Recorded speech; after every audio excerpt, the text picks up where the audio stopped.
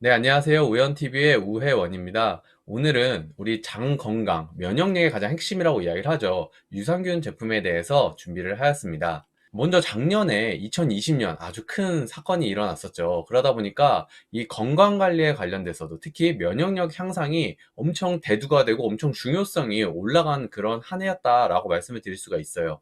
그래서 여기 보시면 건강기능 섭취 비중 자체도요. 56.9%에서 60.9%로 약 4%가 성장을 했습니다. 근데 이 건강기능식품을 왜 섭취를 하게 됐느냐 이렇게 질문을 해보니까 거의 대부분이 67.6%가 나 면역력 향상이 아주 중요하기 때문에 건강기능식품을 섭취해야 된다라고 이야기를 했다, 이런 부분인 거예요. 근데 여기서 끝이 아니고요. 그럼 면역력 향상을 위해서 당신은 어떤 영양소를 먹느냐 이렇게 질문을 했는데, 종합 비타민의 연평균 성장률이 약 5% 정도 됐다라고 이야기를 합니다. 그러면 건강기능식품 섭취율이 4%가 올랐는데 종합 비타민이 5%가 올랐으면 많은 사람들이 종합 비타민을 선택했다, 이렇게 이야기를 할 수가 있겠죠. 근데 프로바이오틱스, 바로 유산균의 성장률은요 무려 33.7%가 성장을 했습니다. 19년에 약 7천억 정도 되는 매출이요, 20년에 8,800억 정도로 엄청나게 급성장한 걸 알 수가 있겠죠. 그래서 많은 사람들이 나 면역력이 조금 중요할 것 같고 면역력이 필요하다라고 생각을 할 때 종합 비타민보다는 유산균을 훨씬 더 많이 선택한다, 이런 부분들을 우리가 확인을 할 수가 있습니다. 자, 그래서 유산균을 섭취하는 이유는 우리 장 때문에 먹는다라고 이야기를 하는데요. 그럼 도대체 장이 하는 역할이 무엇이냐? 우리 장에 대해서 조금 말씀을 드리면, 우리 장 내부, 특히 이제 대장하고 소장 안에 있는 장 면적이요, 약 120평 정도 된다라고 이야기를 합니다. 이 안에는요, 거의 100종 이상의 미생물이 살고 있고요. 100조개 이상의 미생물이 살고 있다라고 이야기를 합니다.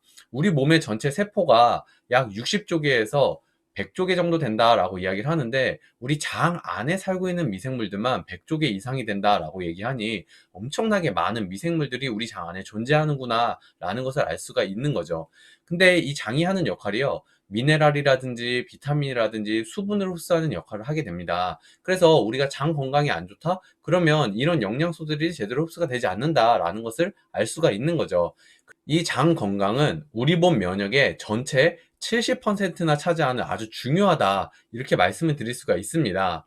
자, 근데 이렇게 이런 건강한 장이 중요한데도 불구하고 정말 우리는 장 환경이 무너지게끔 만드는 그런 여러 가지 식생활, 식습관을 갖고 있죠. 항생제 등 환경 오염 물질을 많이 섭취를 하고요. 설탕, 당류들을 많이 먹기도 하고요. 그다음에 잠을 제대로 안 자거나 술을 마시거나 스트레스를 많이 받거나, 아니면은 막 패스트푸드나 이런 인스턴트 식품들을 많이 먹거나, 아니면 채소 종류나 이런 것들을 먹지 않고 완전히 고기만 많이 먹는 이런 여러 가지 습관들이 바로 장 기능 저하의 원인이 된다라고 이야기를 할 수가 있는데요.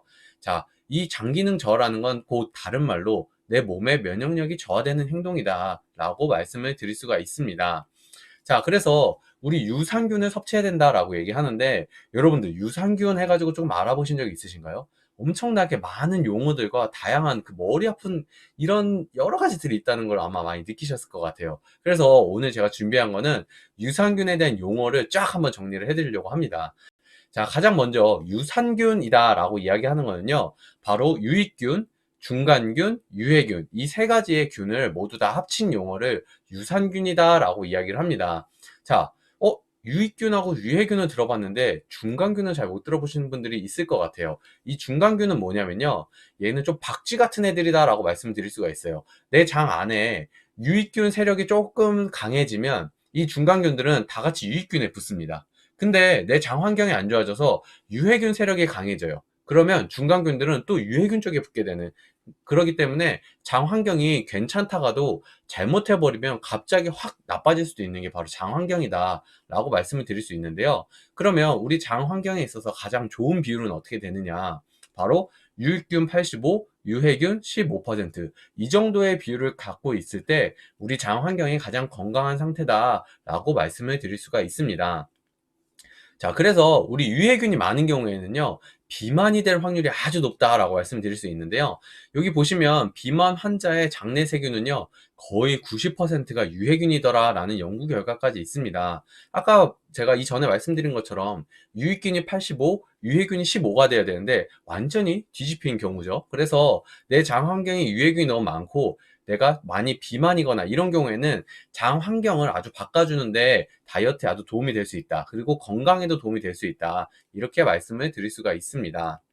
자, 그러면 프로바이오틱스라는 게 도대체 뭐냐? 이 프로바이오틱스는요, 딱 한마디로 유익균이다 라고 말씀을 드릴 수가 있습니다. 그래서 이 유익균이라는 거는 건강에 도움을 주는 장속 세균이다 라고 말씀을 드릴 수 있는데, 우리 WHO 세계보건기구에서 이렇게 설명을 했습니다. 적정량을 섭취할 경우에 우리 신체 건강에 도움을 줄 수 있는 살아있는 미생물이다 라고 이야기를 했습니다. 프로바이오틱스는 유익균만을 이야기하는 게 프로바이오틱스다, 이렇게 말씀을 드릴 수가 있고요. 자, 그럼 프리바이오틱스라는 건 뭐냐?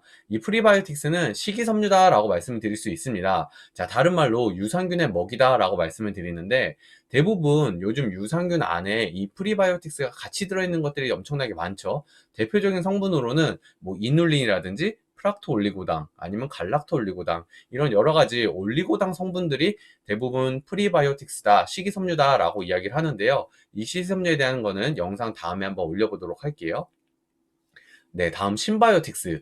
요즘 많이 우리 제품은 신바이오틱스입니다. 아니면 신바이오틱스를 섭취해야 됩니다. 라는 이야기를 되게 많이 하실 거예요. 자, 이 신바이오틱스라는 건 여기 보시는 것처럼 한 제품 안에 유익균, 프로바이오틱스와 식이섬유, 프리바이오틱스가 두 개가 같이 들어있는 제품을 신바이오틱스다 라고 이야기를 합니다. 이 제품을 섭취했을 경우에 유익균이 우리 장내에서 번식하는 데 훨씬 더 도움을 받을 수 있다 라고 이야기를 하면서 신바이오틱스를 섭취해야 된다 라고 이야기를 많이 합니다. 자, 그 다음 볼게요.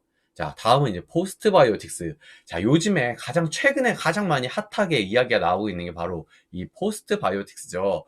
이 포스트바이오틱스는 다른 말로 유산균의 사균체다라고 이야기를 하는데, 여러 가지 말들로 불려요. 뭐 유산균 배양건조물, 뭐 포스트바이오틱스, 뭐 파라바이오틱스, 이렇게 여러 가지로 불리는데, 유산균 사균체라는 건 뭐냐면 말 그대로 유익균을 섭취를 했을 때 우리 장에서 장까지 도달을 하는 데 있어서 가다가 중간에 유산균이 자기 역할을 하지 못하고 죽어버리는 경우가 있겠죠. 왜냐하면 살아있는 미생물인데, 미생물이 살아있는 거다 보니까 끝까지 가지 못하고 살지 못하는 경우도 있잖아요. 자, 그래서 유산균 사균체라는 건 우리 유산균이 살아가다가 이 역할을 제대로 하지 못하고 죽은 유산균이다 라고 이야기를 할 수 있는데, 역할이 별로 없다, 이런 식으로 많이 취급이 됐었는데요. 요즘에는 이게 조금 다르게 새로운 역할들이 밝혀지고 있습니다. 자, 근데 이것뿐만이 아니고요. 여기 보시는 것처럼 유익균이 식이섬유를 먹고 뭘 하죠? 대사작용을 하고 나서 배설물을 이렇게 나오게끔 만들죠.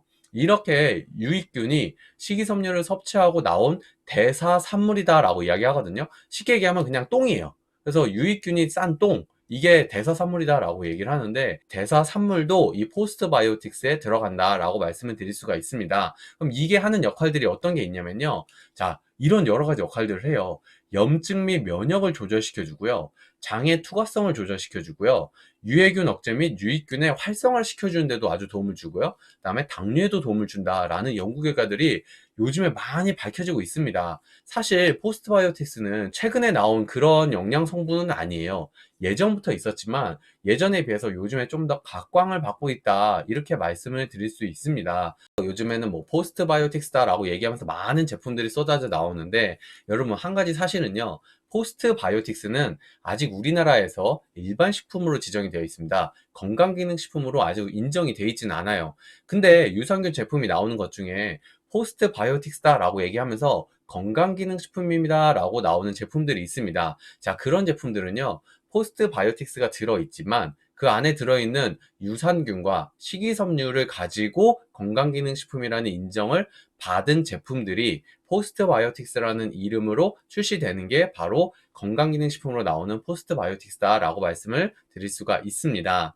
자, 그리고 마이크로바이옴이란 단어, 오늘 처음 들으신 분도 있을 수 있겠는데요. 자, 우리 화장실에서 대변을 보면 이 대변 속에 약 20%에서 40% 정도는 세균이다 라고 이야기를 합니다. 바로 미생물이다 라고 이야기하는데요.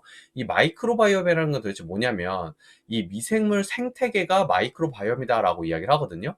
자, 이게 무슨 말이냐면, 우리 장 안에, 우리 몸 전체에 있는 미생물의 약 90%가 장 안에 있다라고 얘기를 하거든요. 미생물, 세균 안에 있는 유전자 정보를 마이크로바이옴이다라고 이야기를 합니다.